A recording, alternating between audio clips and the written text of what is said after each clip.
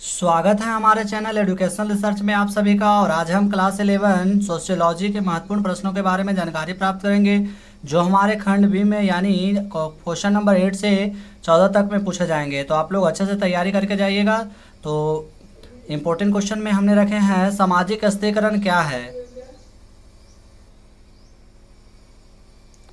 तो सामाजिक स्थिरीकरण एक सार्वभौमिक व्यवस्था है। यह प्रत्येक समाज में किसी न किसी रूप में पाया जाता है।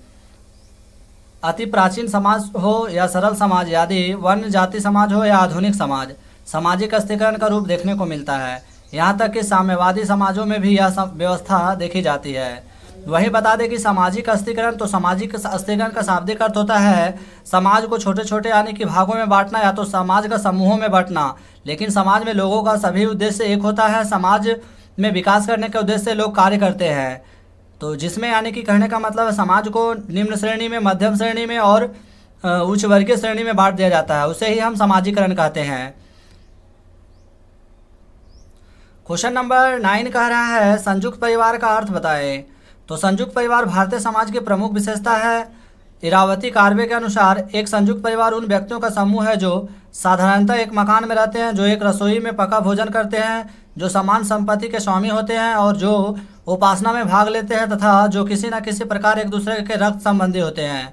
वैसे बता दें संयुक्त परिवार वैसे परिवार जिसमें माता पिता, चाचा चाची, नाना नानी, दादा दादी यानी परिवार के सभी सदस्य एक साथ मिलकर रहते हैं, उसे हम संयुक्त परिवार कहते हैं। संयुक्त परिवार में परिवार का एक सदस्य मुखिया होता है और सभी लोग यानी कि कहने का मतलब है परिवार में मिलजुल कर रहते हैं। तो उसे हम क्या कहते हैं? संयुक्त परिवार कहते हैं। नेक्स्ट क्वेश्चन कह रहा है संयुक्त परिवार की 4 विशेषताओं का उल्लेख करें। तो बता दें कि संयुक्त परिवार की 4 विशेषताओं की चर्चा इस प्रकार की जाती है। पहला, सामान्य निवास, यानी संयुक्त परिवार एक मकान होता है जिसमें परिवार के सभी सदस्य निवास करते हैं। लेकिन वर्तमान समय में संयुक्त परिवार में खटासा उत्पन्न हुआ है, यानी कि बिखर गया है। अभी एकल परिवार का महत्व अधिक बढ़ गया है। पॉइंट नंबर 2 है संयुक्त रसोई। तो संयुक्त परिवार में एक ही चूल्हे पर भोजन पकता है और सभी सदस्य उसे भोजन को खाते हैं। पॉइंट नंबर 3 का रहा कर्ता का सर्वोच्च स्थान। परिवार का जो सबसे वृद्ध व्यक्ति होते हैं वो संयुक्त परिवार का कर्ता यानी कि मुखिया होता है। सभी सदस्य उसकी आज्ञा का पालन करते हैं और पारिवारिक मामलों में उसी का निर्णय अंतिम होता है।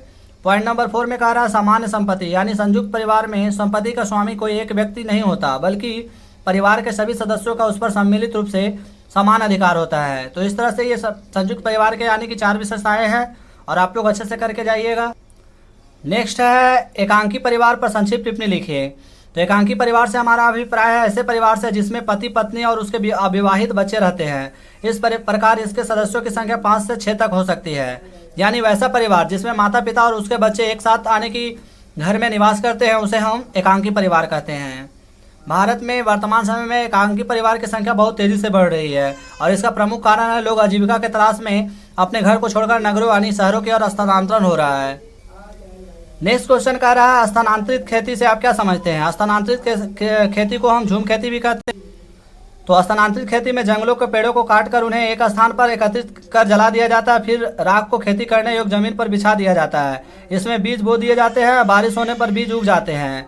जब 1 या 2 वर्ष के बाद उस स्थान की भूमि उर्वरता शक्ति समाप्त हो जाती है तो व्यक्ति उस स्थान को छोड़कर दूसरे स्थान पर चले जाते हैं। इस तरह से व्यक्ति घूम घूम कर यानी कि खेती करते हैं। उसे ही हम क्या कहते हैं? झूम खेती या स्थानांतरित कृषि कहते हैं। नेक्स्ट है सामाजिकरण की प्रक्रिया में पड़ोस के योगदान की व्याख्या करें। तो सामाजिकरण एक जटिल और लंबी प्रक्रिया है। पड़ोस सामाजिकरण का एक महत्वपूर्ण साधन है। पड़ोसियों के संपर्क में आने से बच्चे बहुत कुछ सीखते हैं। उनके विचारों, आदर्शों, मान्यताओं, क्रियाओं एवं सुझावों का बच्चों के व्यक्तित्व पर गहरा प्रभाव पड़ता है। वैसे सामाजिकरण में रहकर व्यक्ति का व्यक्तित्व विकास होता है। समाज में रहकर बोलना चलना, समाज के प्रति यानी कि भाग लेना और समाज के रीति रिवाजों को सीखना व्यक्ति सामाजिकरण में ही सीखता है। तो इसीलिए सामाजिकरण की प्रक्रिया में पड़ोस यानी कि पड़ोसी का बहुत महत्वपूर्ण योगदान होता है। नेक्स्ट क्वेश्चन है सामाजिक अनुसंधान क्या है। तो बता दें अनुसंधान का तात्पर्य बार बार खोजने से है। जब भी कोई अनुसंधान सामाजिक जीवन, सामाजिक घटनाओं अथवा सामाजिक जटिलताओं से संबंधित होता है तब उसे सामाजिक अनुसंधान कहते हैं। यानी व्यक्ति इसमें बार बार खोज करते हैं। इसमें इन सब के संबंध में अर्थात ज्ञान प्राप्त किया जाता है। सामाजिक अनुसंधान में सर्वप्रथम किसी व्यवहार, समस्या या घटना से संबंधित मूल तत्वों का अवलोकन किया जाता है, उसे ही सामाजिक अनुसंधान कहते हैं। फाइनल एग्जाम के लिए ये भी इंपॉर्टेंट क्वेश्चन है। नेक्स्ट है सामाजिक अनुसंधान एवं सामाजिक सर्वेक्षण में अंतर स्पष्ट करें। तो बता दें कि सामाजिक अनुसंधान तथा सामाजिक सर्वेक्षण में निम्नलिखित अंतर है। सर्वेक्षण मतलब होता है आंकड़ों का आकलन करना, और अनुसंधान मतलब होता है खोज यानी रिसर्च। तो पॉइंट नंबर 1 में है सामाजिक अनुसंधान का क्षेत्र सामान्य होता है, जबकि सामाजिक सर्वेक्षण का संबंध किसी विशेष क्षेत्र से होता है। पॉइंट नंबर 2 है सामाजिक अनुसंधान की प्रकृति सैद्धांतिक होती है, जबकि सामाजिक सर्वेक्षण की प्रकृति व्यवहारिक होती है, यानी ये व्यवहार से संबंधित होते हैं जबकि वो प्रकृति सैद्धांतिक से संबंधित होते हैं। वहीं पॉइंट नंबर 3 कह रहा है सामाजिक अनुसंधान का उद्देश्य ज्ञान की प्राप्ति तथा विस्तार है, जबकि सामाजिक सर्वेक्षण का उद्देश्य सुधार तथा समाज कल्याण होता है। तो इस तरह से ये भी एग्जामिनेशन के लिए इंपॉर्टेंट है। नेक्स्ट क्वेश्चन का अवलोकन क्या है। तो बता दें अवलोकन वैज्ञानिक अन्वेषण की शास्त्रीय विधि है। कोई भी वैज्ञानिक किसी घटना या अवस्था को उस समय तक स्वीकार नहीं करता जब तक कि वह स्वयं उसका अपनी दृष्टि से अनुभव न कर ले। अवलोकन तथ्यों के संकलन की एक विधि है जिसमें कानों व ध्वनि की अपेक्षा नेत्रों का प्रयोग निहित होता है, यानी व्यक्ति स्वयं यानी कि उस पर विश्वास करता है।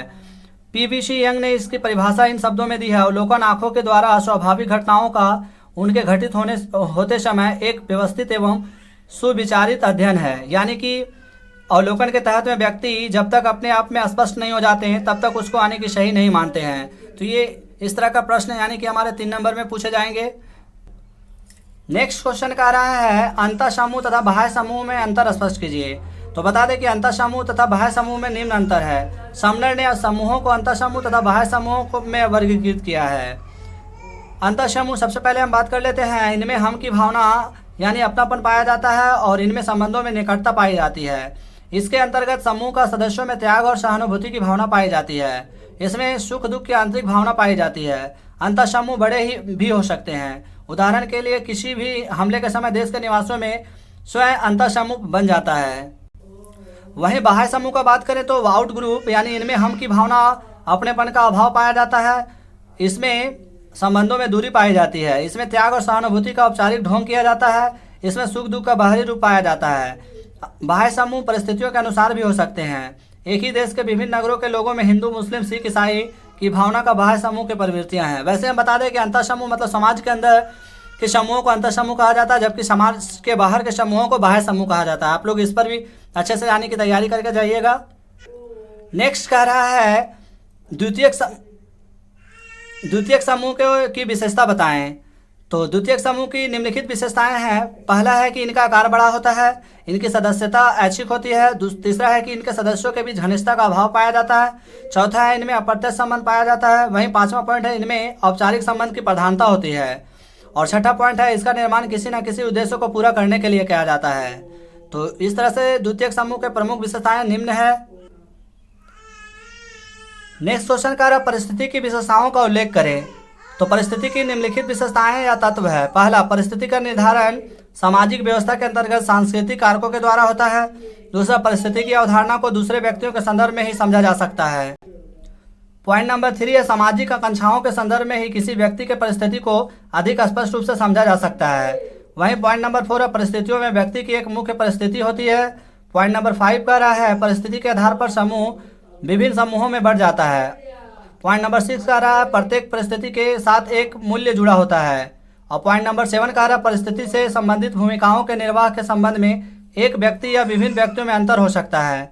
तो इस तरह से परिस्थिति यानी कि व्यक्ति अपनी परिस्थिति के अनुसार समाज में यानी कि कहने का मतलब है अब ऊंचे नीचे पद को प्राप्त करते हैं। और ये व्यक्ति के यानी कि कहने का मतलब है परिस्थिति से संबंधित होता है।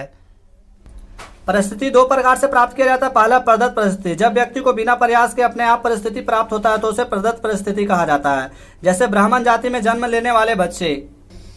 दूसरा है अर्जित परिस्थिति। जब व्यक्ति अपने गुणों प्रयत्न योग्यता के आधार पर परिस्थिति प्राप्त करता है तो उसे अर्जित परिस्थिति कहा जाता है। सफल व्यक्ति समाज में उच्च परिस्थिति प्राप्त करता है। तो इस तरह से दोनों यानी कि इम्पोर्टेंट है। तो आशा करते हैं कि आप सब बहुत अच्छे से तैयारी कर रहे होंगे। साथ ही एग्जामिनेशन में जाने से पहले हमारे वीडियो को जरूर देख कर जाएं। और अगर हमारा चैनल अच्छा लगा तो लाइक सब्सक्राइब शेयर करें ताकि सभी लोगों तक हमारा वीडियो पहुंच सके। तो आज के लिए बस इतना ही। धन्यवाद।